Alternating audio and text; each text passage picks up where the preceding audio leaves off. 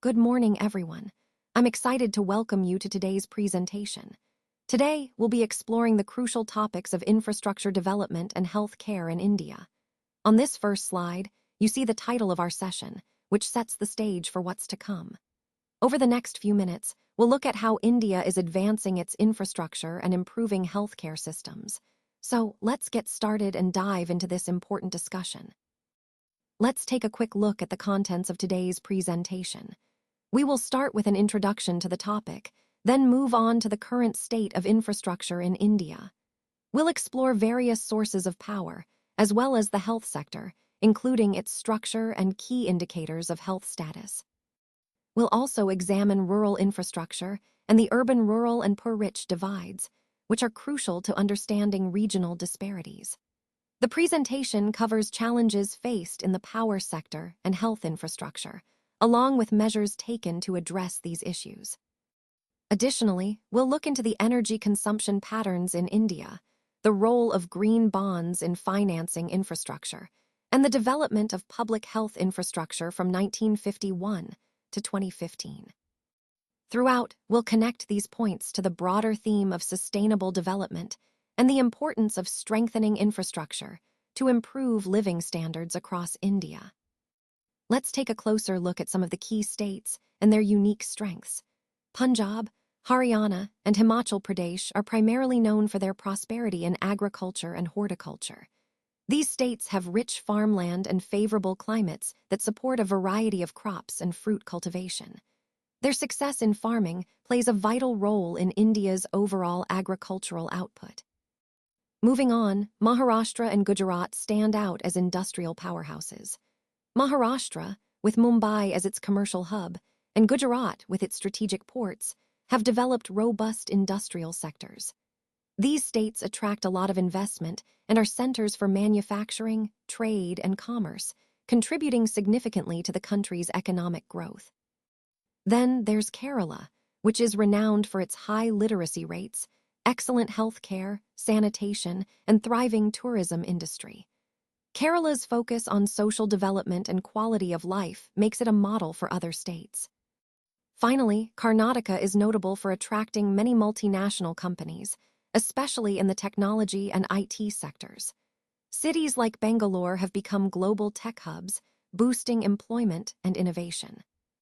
Connecting all these points, we see how different states leverage their unique strengths, be it agriculture, industry, social development, or technology, to contribute to India's diverse economic landscape. This diversity is a crucial part of India's overall growth story. Let's take a closer look at the meaning of infrastructure. Essentially, infrastructure refers to the fundamental elements that support both the economic and social aspects of a country. These are the basic services and facilities that underpin production activities across the economy. Think of infrastructure as the physical framework, things like roads, power supplies, water systems, and communication networks that enable goods and services to be produced and delivered to consumers. It's important to understand that infrastructure plays a crucial role in driving growth. It not only supports economic activities directly, such as transportation and power generation, but also indirectly, through social infrastructure like schools and hospitals. These social services contribute to the overall development of the nation by improving quality of life and fostering a productive workforce. So, in the broader context of our discussion on national development, infrastructure is the backbone that connects various sectors and promotes sustainable growth. Without it, economic and social progress would be much harder to achieve. Let's take a closer look at the types of infrastructure, starting with economic infrastructure. This category includes the fundamental aspects of our economic system that support and drive economic development. Essentially, these are the foundational elements that keep the economy functioning smoothly.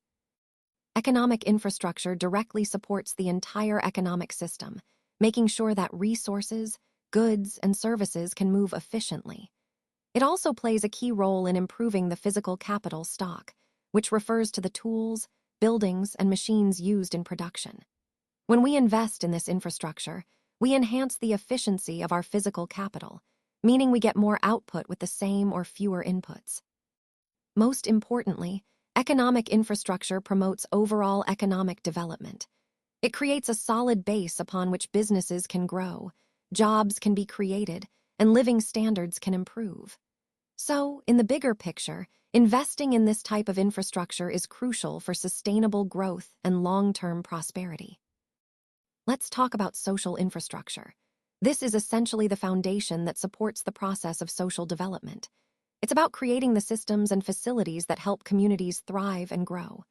When we invest in social infrastructure, we increase the efficiency of our human capital stock, meaning we make better use of the skills, talents, and potential of our people. This, in turn, promotes social development, leading to healthier, more educated, and more connected societies. Overall, strong social infrastructure is crucial because it underpins sustainable growth and helps us achieve our broader development goals. Infrastructure is truly the backbone of development. When we have strong infrastructure facilities, they help the economy function smoothly, ensuring that goods, services, and people move without unnecessary hurdles.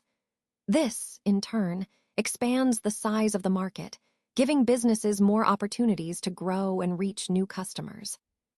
Moreover, good infrastructure facilitates outsourcing by making it easier for companies to connect with international partners and access global markets. It also plays a significant role in developing agriculture by providing better irrigation, storage, and transportation facilities, which boost productivity. Beyond economic benefits, infrastructure greatly enhances our quality of life. Think about better roads, healthcare, and education facilities. It also promotes capital formation and investment because investors are more confident when they see solid infrastructure in place. Finally, infrastructure fosters interdependence and linkages in production. Different sectors and regions become more connected, creating a more integrated and resilient economy. All these points reinforce how essential infrastructure is to sustainable development and overall progress. Let's discuss the current state of infrastructure in India. Historically, the government was solely responsible for developing the country's infrastructure. However, this approach proved inadequate to keep up with the rapidly growing demand for development across various sectors. As a result, the private sector has stepped in, playing a crucial role either independently or through joint ventures with the government. This shift has significantly boosted infrastructure growth and innovation. Despite all the technological advancements we've seen globally, it's important to highlight that women in rural areas often still rely on traditional biofuels like crop residues, dung, and wood to meet their energy needs. In fact, about 90% of rural households continue to use these biofuels for cooking. This points to the ongoing challenges in ensuring energy access and clean energy solutions in rural India, which is essential for overall development and improving quality of life. Connecting this to our broader theme, it's clear that infrastructure development isn't just about physical structures. It's also about inclusive progress that reaches even the most underserved communities. Let's talk about rural infrastructure today. In many rural areas, households often have to walk long distances just to fetch basic essentials like fuel and water. It's a reality that highlights the limited facilities available to them. For example, a significant 43% of these households still rely on kerosene for lighting and cooking, which isn't ideal for safety or health. When it comes to water supply, the situation is quite constrained. Only about 24% of rural households have access to tap water, meaning most people don't have a reliable or convenient water source at home. Instead, roughly 76% depend on open sources like rivers, ponds, or wells, which can be unsafe and less convenient. Sanitation is another critical issue. Only 20% of rural households have access to improved sanitation facilities, which has serious implications for health and hygiene. Overall, these points underscore how rural infrastructure gaps directly impact daily life and health. Improving access to basic services is essential for fostering sustainable development and ensuring that rural communities can thrive. Now, let's talk about energy, which is a crucial aspect of our daily lives. More than 60% of Indian households still rely on traditional sources of energy for their everyday cooking and heating needs. This means that a significant portion of the population depends on methods like wood, cow dung, or charcoal, rather than modern, cleaner energy sources. This reliance on traditional energy highlights both challenges and opportunities. It shows us that while modern energy infrastructure is expanding, there's still a long way to go to ensure access to cleaner, more sustainable energy for everyone. Addressing this gap is important, not just for improving health and reducing environmental impact, but also for supporting economic development. It connects to the overall theme of energy transition and sustainable growth, reminding us that inclusive energy access is vital for the future of India. Let's take a closer look at the consumption pattern of energy in India. Commercial energy consumption accounts for about 74% of the total energy used in the country. When we break that down, we see that coal is the dominant source, making up roughly 54% of commercial energy use. Oil follows at around 32%, with natural gas contributing about 10% and hydro energy just 2%. However, it's important to remember that a significant portion of energy still comes from non-commercial sources. These include firewood, cow dung, and agricultural wastes, which together make up over 26% of the total energy consumption. One of the key challenges in India's energy sector is our heavy reliance on imports for crude oil and petroleum products. Domestic production simply isn't enough to meet the demand, which makes the country dependent on energy imports. This pattern highlights the importance of diversifying our energy sources and improving domestic production to ensure energy security for India's future. Let's take a closer look at the main sources of power in India. First up is thermal power, which is the largest source of power generation in the country. In fact, back in 2016, thermal sources made up nearly 67% of the total power capacity.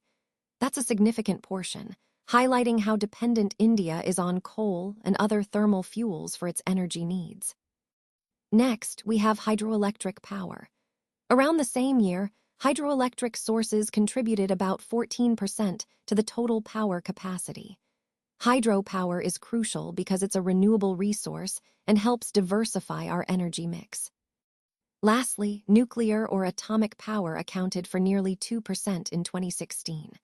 Although it's a smaller part of the overall picture, nuclear energy plays an important role in providing a stable and reliable power supply. Connecting this to our broader theme, understanding these sources helps us see where India's energy priorities lie and how the mix is evolving to balance demand, sustainability, and security.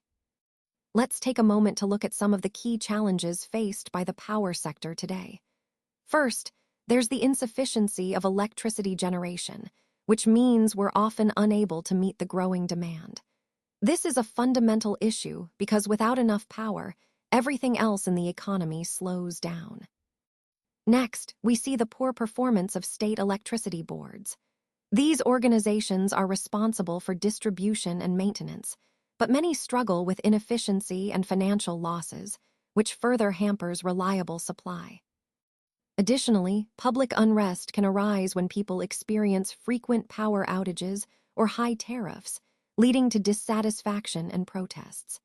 This unrest highlights the importance of a stable and accessible power supply for social stability. Another challenge is the shortage of raw materials, such as coal or natural gas, which are crucial for power generation. When these materials are in short supply, it directly impacts production capacity.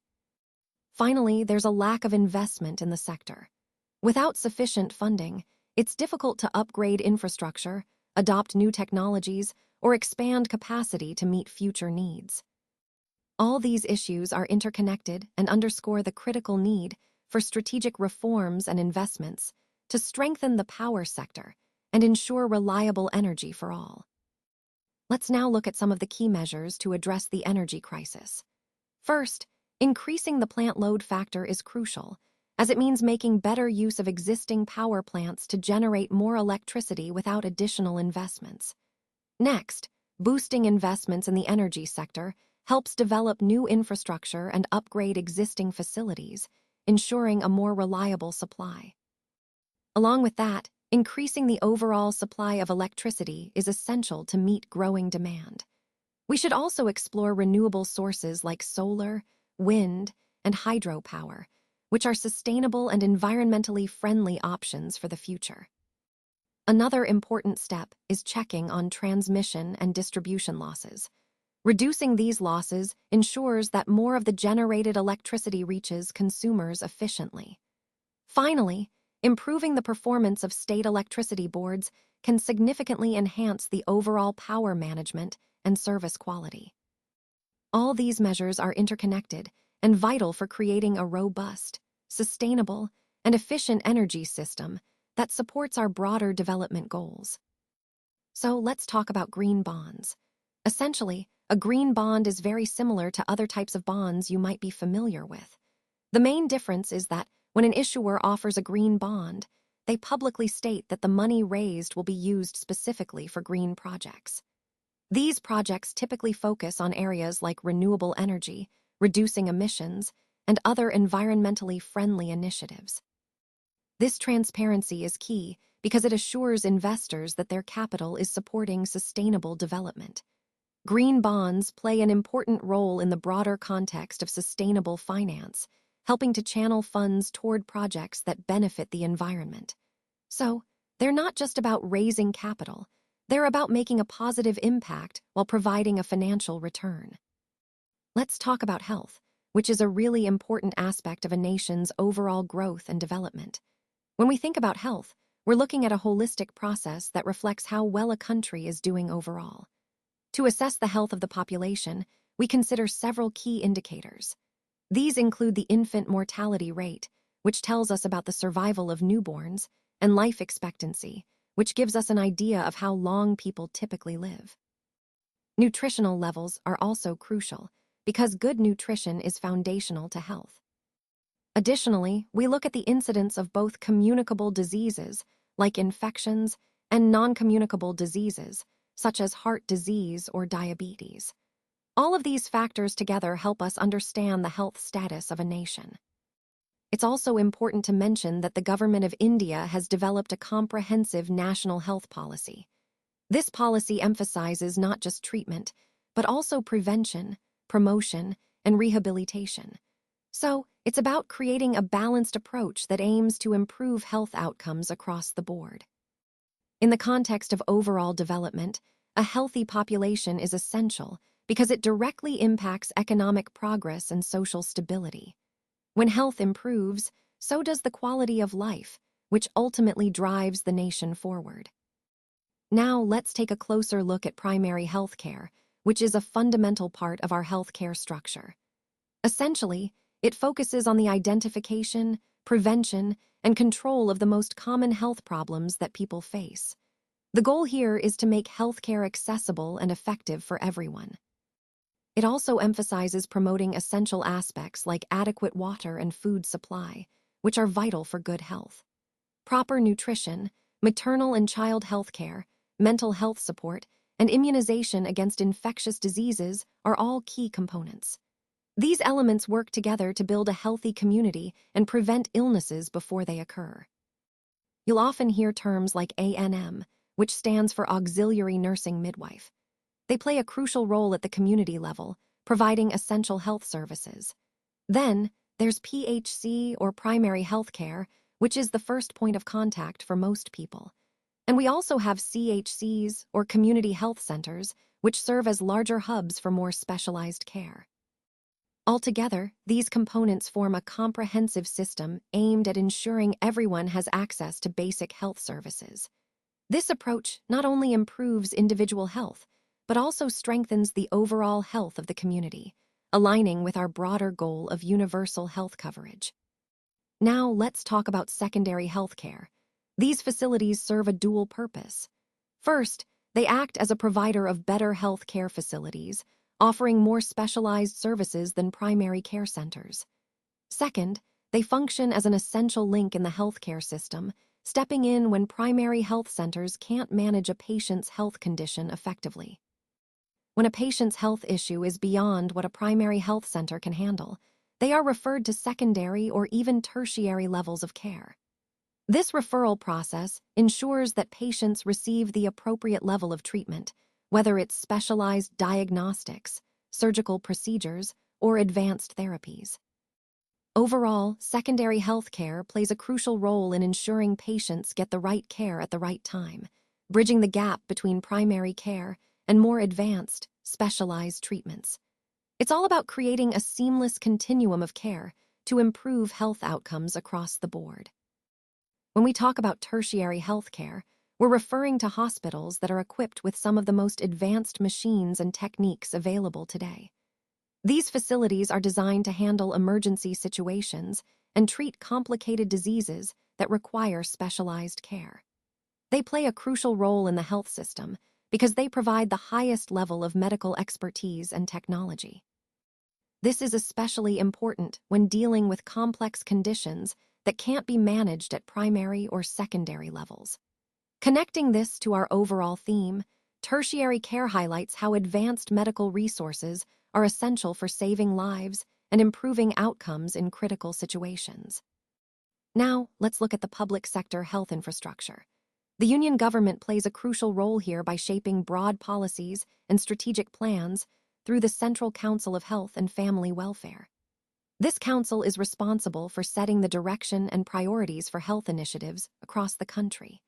Additionally, the union government actively collects vital information related to health services and infrastructure, which helps in planning and decision-making.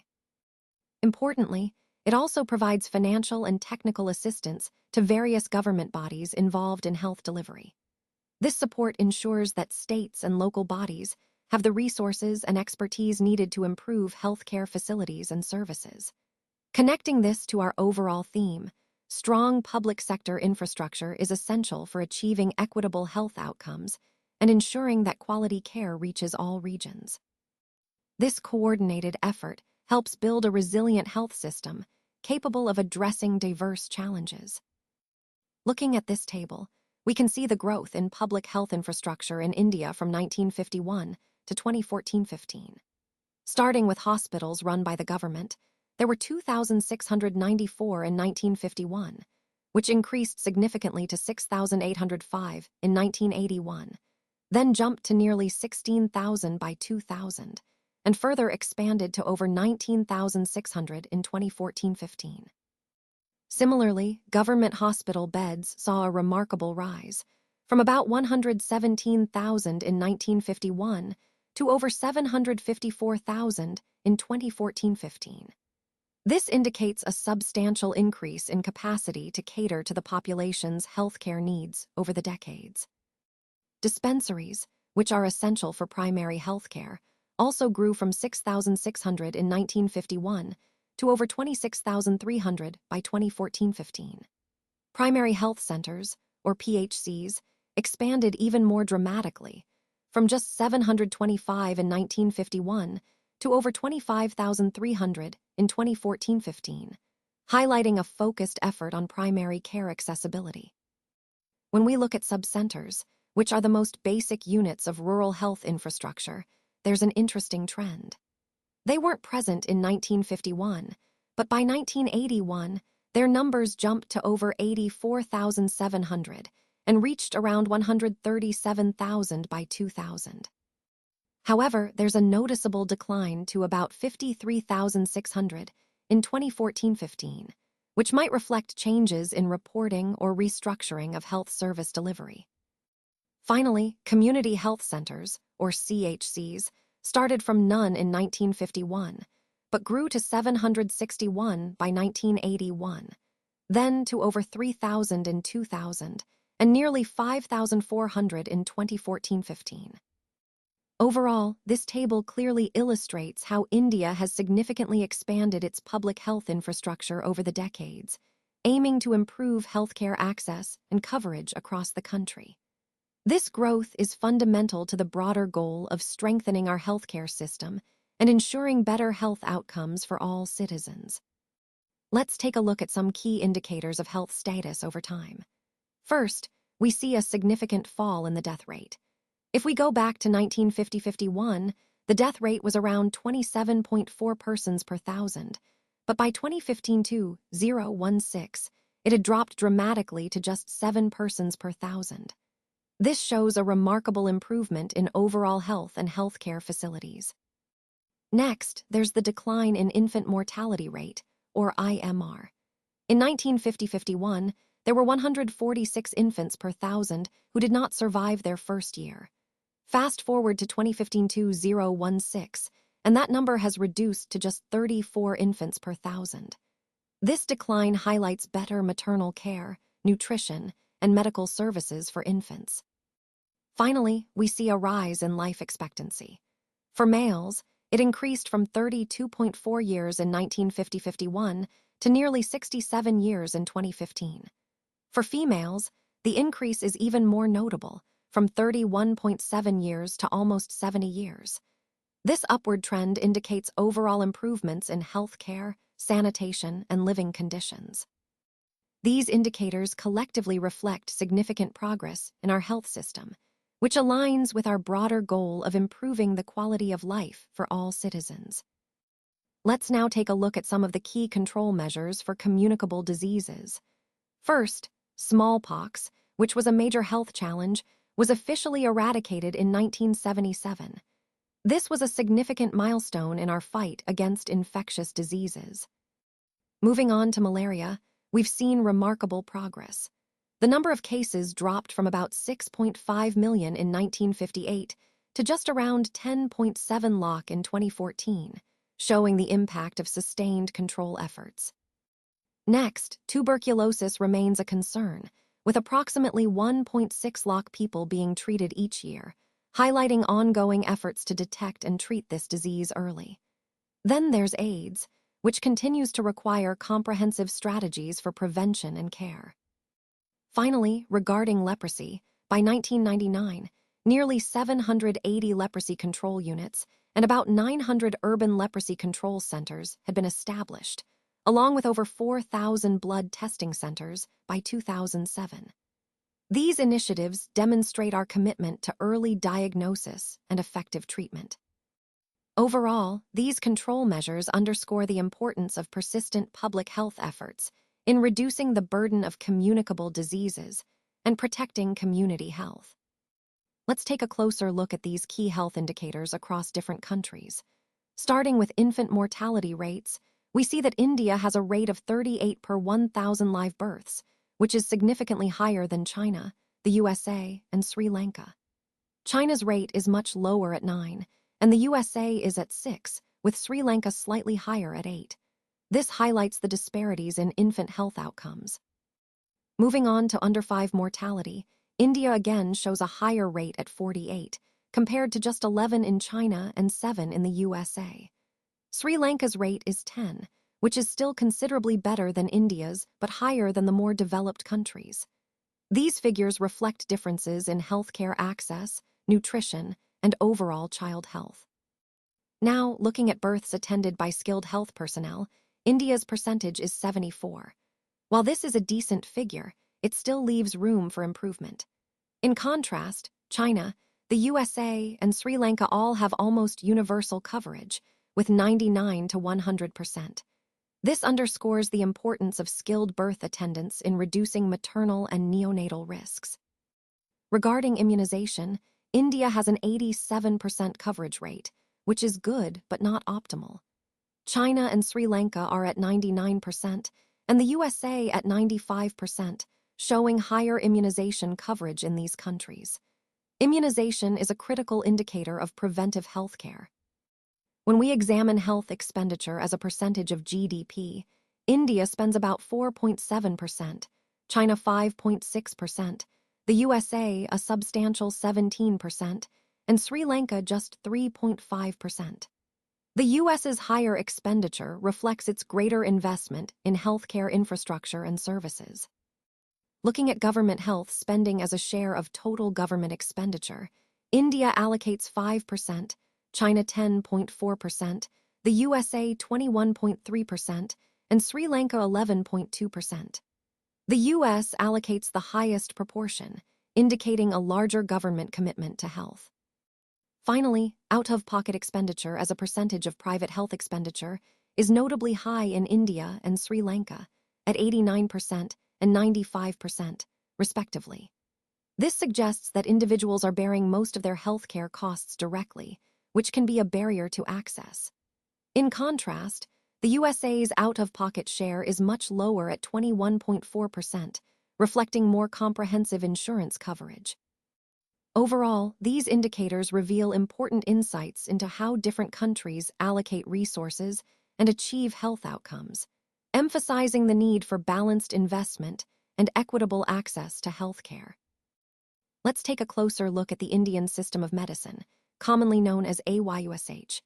This encompasses a diverse range of traditional healing practices that have been developed and refined over thousands of years.